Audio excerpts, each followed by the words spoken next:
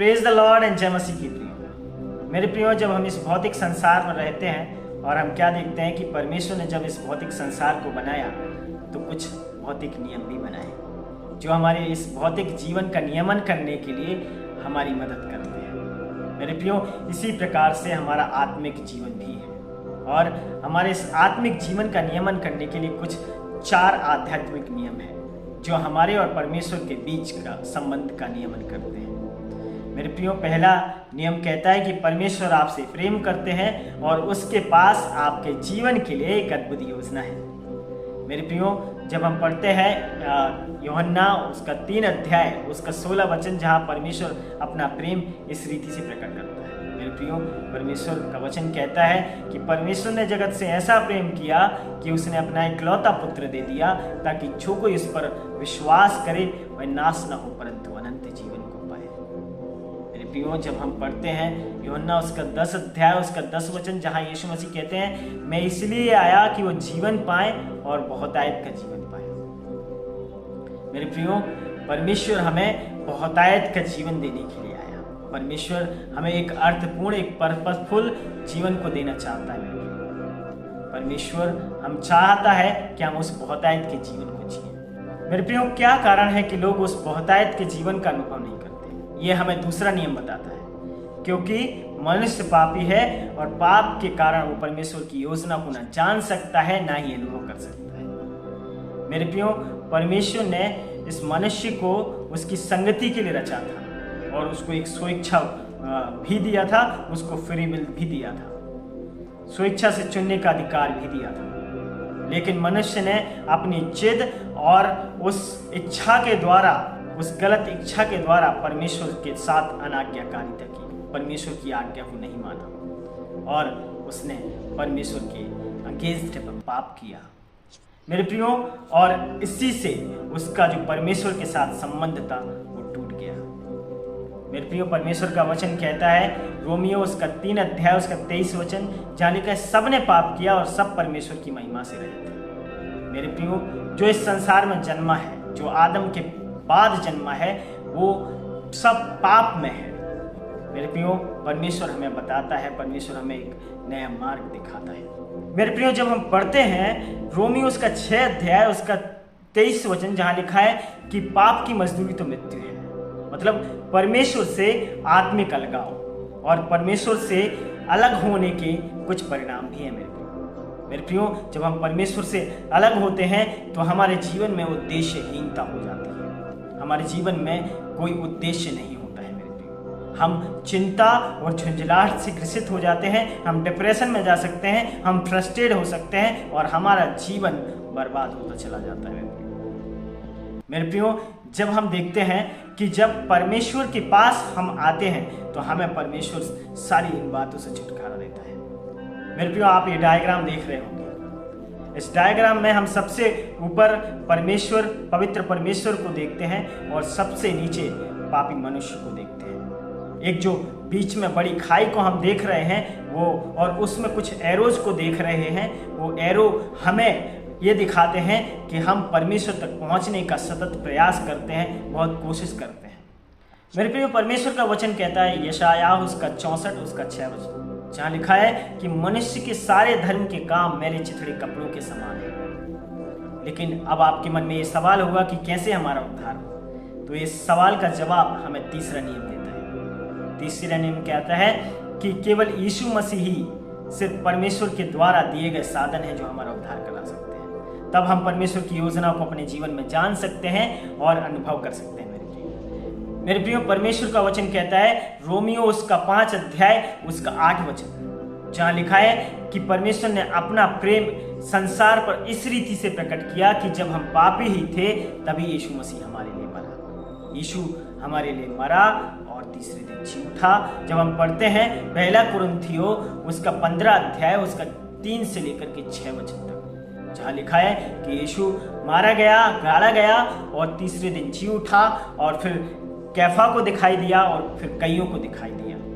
मेरे प्रियो, जब हम परमेश्वर का वचन देखते हैं यूहन्ना उसका 14 अध्याय उसका 6 वचन, जहाँ लिखा है यीशु मसीह कहते हैं कि मार्ग सत्य जीवन में ही हूँ, बिना मेरे कोई पिता के पास नहीं पहुँच सकता। मेरे प्रियो, जब हम ये डायग्राम देखते हैं और जब हम पहले का डायग्राम देखें जो हमने पहले चर्चा की है, उस डायग्राम में हम क्या देखते हैं कि परमेश्वर, पवित्र परमेश्वर और मनुष्य के बीच में एक बड़ी खाई थी। और इस डायग्राम में हम देखते हैं कि यहाँ पे एक क्रूस है बीच में, पवित्र परमेश्वर और पापी मनुष्य के बीच में एक क्रूस है, और जो हमें दिखाता है, हमें दर्शाता है कि मनुष्य के पापों को यीशु मसीह ने अपने ऊपर लेकर के उस क्रूस पर अपने आप को दिया, अपने आप को कुर्बान किया। परमेश्वर ने अपने बेटे को हमारे पापों के लिए उस सलीब पर दिया। मेरे प्रियो, इतना ही जान लेना सिर्फ काफ़ी नहीं है। मेरे प्रियो, हमें चौथा नियम बताता है कि हमें परमेश्वर को, हमें प्रभु यीशु मसीह को उद्धारकर्ता के रूप में और प्रभु के रूप में जानना बहुत ही आवश्यक है, स्वीकार करना बहुत ही आवश्यक है। तभी हम परमेश्वर की योजना को जान सकते हैं और अनुभव कर सकते हैं। मेरे प्रियो, हम जब देखते हैं यूहन्ना उसका 1 अध्याय उसका 12 वचन लिखा है, परंतु जितनों ने उसे ग्रहण किया उसने उसे परमेश्वर की संतान होने का अधिकार दिया।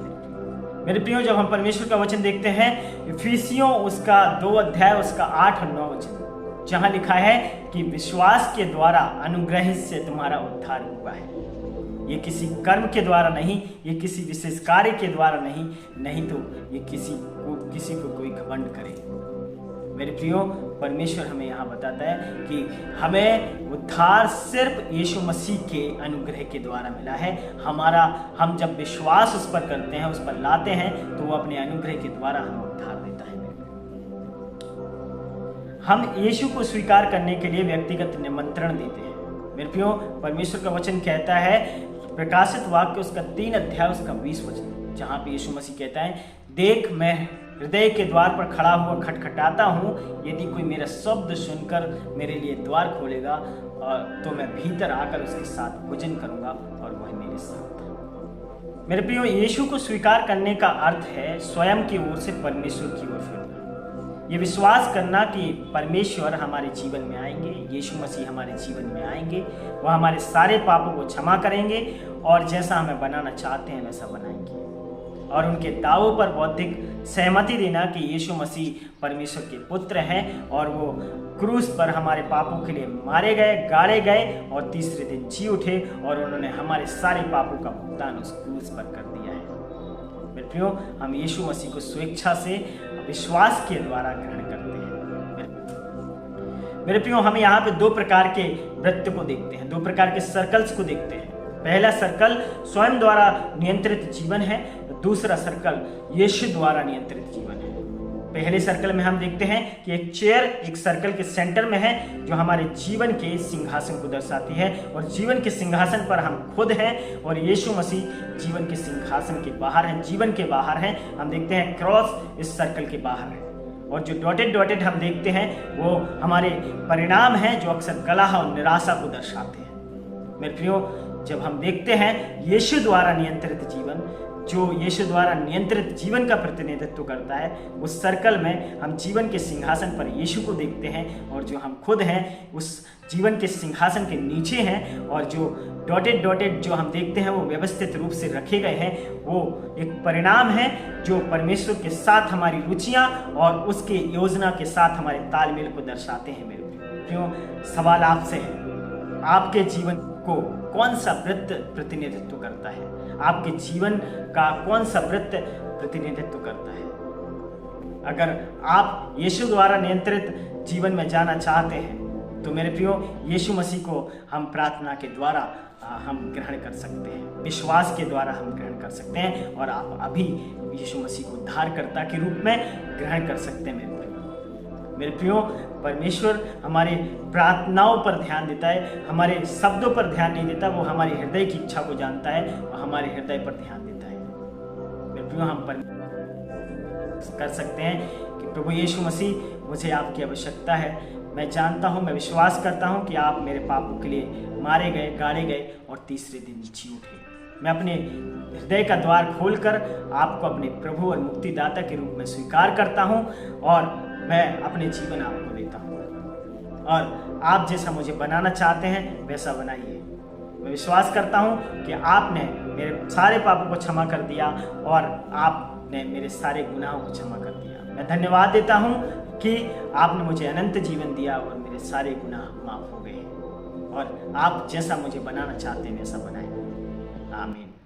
मेरे प्रियो, क्या यह प्रार्थना आपके हृदय की इच्छा को प्रकट करती है? क्या आप प्रार्थना करना चाहते हैं प्रभु यीशु मसीह को उद्धार करता है? मेरे प्रियो, अगर हाँ तो मेरे पीछे पीछे आप इस प्रार्थना को दोहरा सकते हैं। आइए हम प्रार्थना करें।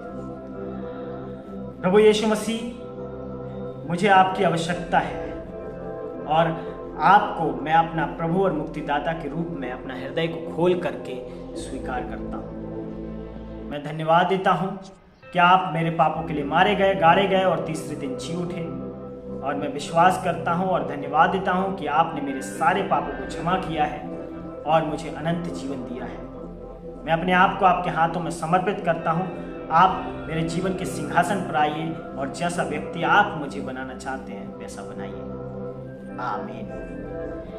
मेरे प्रियो, जब आपने प्रभु यीशु मसीह को आज उद्धारकर्ता के रूप में ग्रहण किया है तो क्या आप जानते हैं कि यीशु मसीह आपके जीवन में है? आप कैसे कह सकते हैं कि यीशु मसीह को आपने उद्धारकर्ता के रूप में ग्रहण किया है?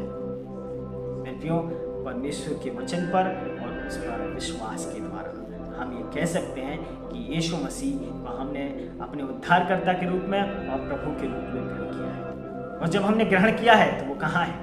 मेरे प्रियो, वो हमारे हृदय में है, क्योंकि प्रकाशित वाक्य उसका 3 अध्याय उसका 20 वचन बताता है कि देख मैं हृदय के द्वार पर खड़ा हुआ खटखटाता हूँ। यदि कोई मेरा शब्द सुनकर मेरे लिए द्वार खोलेगा, मैं उसके साथ भीतर आकर उसके साथ भोजन करूंगा और वह मेरे साथ। तो वो हमारे हृदय में है। अगर आपने सच में प्रभु यीशु मसीह के लिए अपना हृदय खोला है और अपना प्रभु और मुक्तिदाता जान करके उसको अपने हृदय में आमंत्रित किया है तो वो आपके हृदय में है।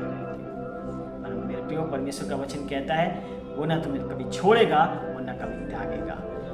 इब्रानियों उसका 13 वचन उसका 5 अध्याय में लिखा है कि वो ना कभी छोड़ेगा और ना कभी त्यागेगा। मेरे प्रियो, आइए हम प्रार्थना करें।